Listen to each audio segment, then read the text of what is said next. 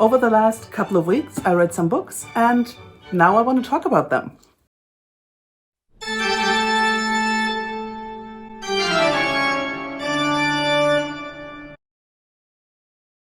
Hello, and welcome to my brand new booktube, because there weren't enough already. Comment, like, subscribe, all the good stuff, I love you. A few weeks ago, I rewatched Grey Gardens, which, if you don't know about it, is a documentary from the 70s, yes, 1975, about two women, a mother and a daughter, who live a very secluded life in the Hamptons. They're extremely upper class, like Jackie O's cousins kind of upper class. But they've lost their fortune. So their house is falling apart, there's animals living in the walls, the garden is completely overgrown. The two women are characters. Because I don't like women in skirts. And the best thing is to wear pantyhose or some pants under a short skirt, I think. Then you have the pants under the skirt.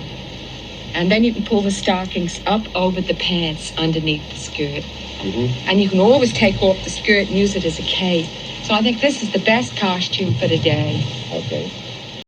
It's a very influential documentary, cult classic, and every time I watch it, it sticks with me. The whole thing is on YouTube, and I'll leave a link below if you want to watch it. If you're wondering what that has to do with booktube, well, I thought I would lean into the spinster vibes and I'd read Alexander McCall Smith, The Sunday Philosophy Club. This book is a murder mystery. The main character is an unmarried older woman in Edinburgh, this time not in the Hamptons. At the beginning of the book, she goes to a concert with a friend, and during the intermission, a young man falls from the upper circle to his death. Shenanigans ensue, and she decides to investigate the death. Because she's the editor of an applied ethics magazine, throughout the books are sprinkled sort of philosophical conundrums, which is kind of fun. At the end of the book, that comes back to bite us in the ass. The ending has ACAB vibes, which I'm into that. But for a book, it is slightly unsatisfying. Maybe that says more about me than about the book. But the solving of the death is kind of... I'm really trying not to spoil anything, but the solution of what happened depends on an argument that wasn't set up and jealousy that is not explained at all. It's a solid fun read with slightly unsatisfying ending to me. If you enjoy a cozy crime novel, this one might be a good idea for you.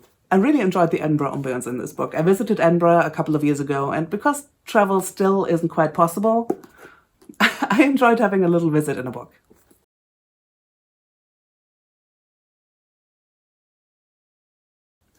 Next up, okay, Lessons by Gisele Bündchen.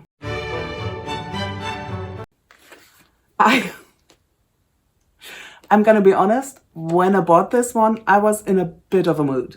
I didn't feel really good about myself, and there was sort of a niggling, ugly thing in my brain that I was trying to get out. And I thought, this book is probably gonna be pretty vapid and silly, so I can, be mean to a person who lives a wonderful life and has no idea that I exist, and I can get sort of that ugly thing out of my head. I thought it'd be kind of cathartic, But Gisele Bündchen taught me some lessons. Don't get me wrong, this book is not completely free of lighter moments. It's not the most important book in the world, which it doesn't have to be. If we maintain a healthy inner environment, it will show up in our complexion. And to me, nothing could be more naturally beautiful. Thanks. But Gisele is such a nice person. Oh my God. She's lovely, she's positive, she's healthy, emotionally healthy. She has a great relationship with her family. She seems a really dedicated mother. She works for the environment. And I had to reckon with myself and admit that I am a judgy B-word. Gisele Bündchen made me grow as a person despite of myself. Lesson learned. There are some genuinely interesting wait, that sounds judgy again. Gisele Bündchen is quite critical of the modeling industry. The constant travel, the lack of sleep, the stress, the really long days working. She describes at various points in her career, she got panic attacks, she had trouble sleeping, which caused her to self-medicate with a bottle of wine.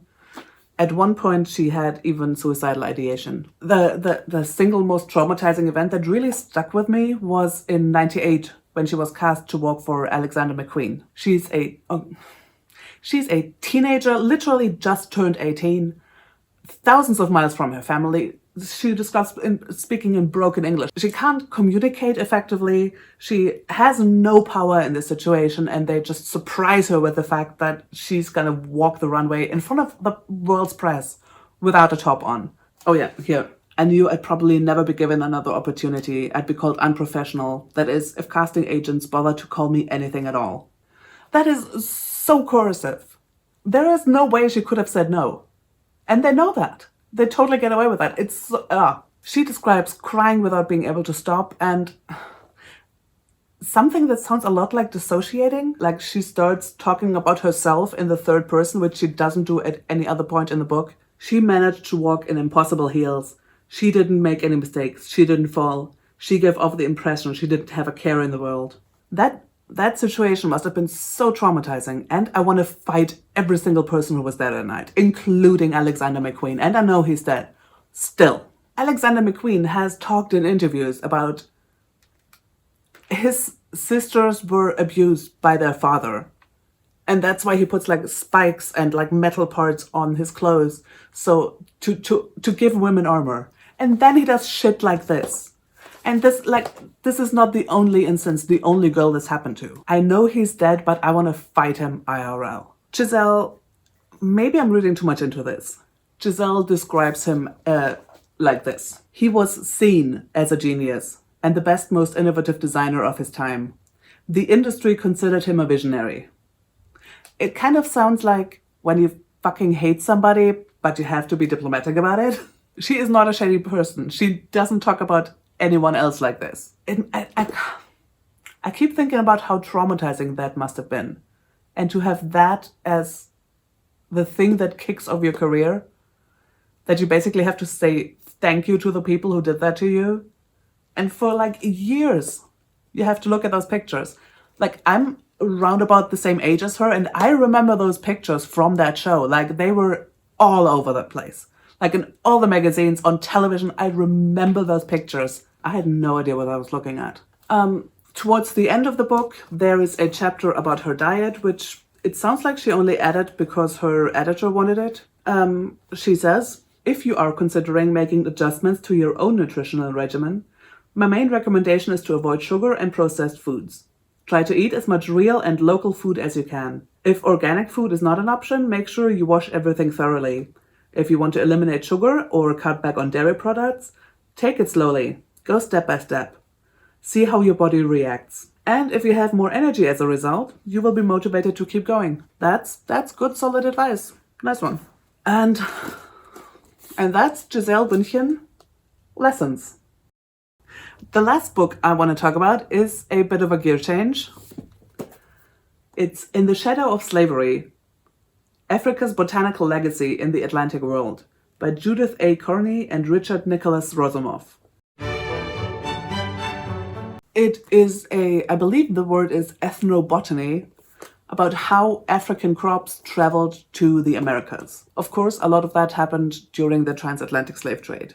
These African crops, the people who were trafficked and kidnapped, the expertise they held in growing those crops and turning them into food are what made life in the early colonies possible. The slave voyage may have ended at the auction block, but Africa's botanical legacy did not. African food plants abetted the struggle to keep alive both the body and the social memory of lost homes and lives. These plants nourished and sustained African lives and African identities in desperate and brutal circumstances. This book is really fascinating and will change it changed how I look at traditional US cuisine, especially in the South, obviously, also in the Caribbean and in Brazil. These foods like yams and African rice did not just feed the slaves, it also sustained those who were able to escape. The story of these settlements is fascinating. It was both escaped African people and the indigenous populations who are trying to survive colonization. It's eye-opening, it's fascinating, it honestly changed the way I look at the world. African contributions to the global table began with the journeys of several crops across time and space. Nowhere was African agency more transformative than in the oppressive landscapes of the New World slavery. The complex relationships of plants and people that were sundered by the Middle Passage were quietly recast by enslaved Africans and their descendants in the food fields and kitchens of plantation societies. What distinguishes the foodways of the African diaspora are their humble beginnings and the discreet ways they infiltrated the plantation plate. What makes them remarkable is the story they tell of exile, survival, endurance, and memory. Fascinating. I can't recommend it enough. I hope you pick it up. I don't quite know how to end this video. I'm new here, so if you liked this video and you considered subscribing, I'd be absolutely thrilled. And if you read any of the books I mentioned here today, let me know what you think. Do you agree? Do you disagree? I'd love to talk about these books. I love you. I'm proud of you. Goodbye.